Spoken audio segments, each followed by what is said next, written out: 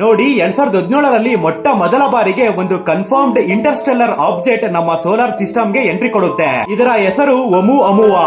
ಇದರ length approx 400 metre and width 40 metre ಆಗಿರುತ್ತೆ. ಯಾವಾಗ ಇದು ಸೂರ್ಯನ ಹತ್ತಿರ ಬರುತ್ತೆ ಇದರ ವೇಗದಲ್ಲಿ ವಿಭಿನ್ನ ಬದಲಾವಣೆ ಆಗುತ್ತೆ. ಸಾಮಾನ್ಯವಾಗಿ ಯಾವ್ದಾದ್ರು ಕಾಮೆಟ್ ಅಥವಾ ಆಸ್ಟರಾಯ್ಡ್ ಸೂರ್ಯನ ಹತ್ತಿರ ಬಂದ್ರೆ ಇದರಲ್ಲಿನ ಹಿಮ ಕರಗಿ ಗ್ಯಾಸ್ ಆಗಿ ಬದಲಾಗುತ್ತೆ. ಉದ್ದವಾದ ಟೈಲ್ ಸೃಷ್ಟಿಯಾಗಿ ಧೂಳಿನಿಂದ ತುಂಬಿರೋ ಆಸ್ಟರಾಯ್ಡ್ ನಿಧಾನವಾಗಿ ಎವಾಪರೇಟ್ ಆಗೋದಕ್ಕೆ ಶುರು ಮಾಡುತ್ತೆ.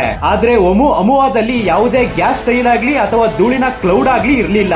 ಇದರ ಟ್ರೆಜೆಕ್ಟರಿಯಲ್ಲಿ ವಿಜ್ಞಾನಿಗಳು ಒಂದು ಎಕ್ಸ್ಟ್ರಾ ಆಕ್ಸಿಲರೇಷನ್ ಸಹ ನೋಟಿಸ್ ಮಾಡಿರ್ತಾರೆ. ಅಂದ್ರೆ ನಾರ್ಮಲ್ ಗ್ರಾವಿಟಿ ಸ್ಪೀಡ್ ಗಿಂತ ಜೋರಾಗಿ ಸೋಲಾರ್ ಸಿಸ್ಟಮ್ ಇಂದ ಆಚೆ ಹೋಗುತ್ತೆ. ಇಲ್ಲಿ ಕಾಡೋ ಪ್ರಶ್ನೆ ಏನಂದ್ರೆ ಇದು ಏಲಿಯನ್ ಗಳ ಶಿಪ್ ಆಗಿತ್ತ? ಯಾಕಂದ್ರೆ ಇದೊಂದು ಅಸಾಮಾನ್ಯ ಶಕ್ತಿಗೆ ಒಂದು ಬೆಸ್ಟ್ ಎಕ್ಸಾಂಪಲ್ ಆಗಿತ್ತು. ಆದ್ರೆ ಇವತ್ತು ಒಮುವಾ ನಮ್ಮನ್ನ ಬಿಟ್ಟು ತುಂಬಾ ದೂರ ಹೋಗಿದೆ.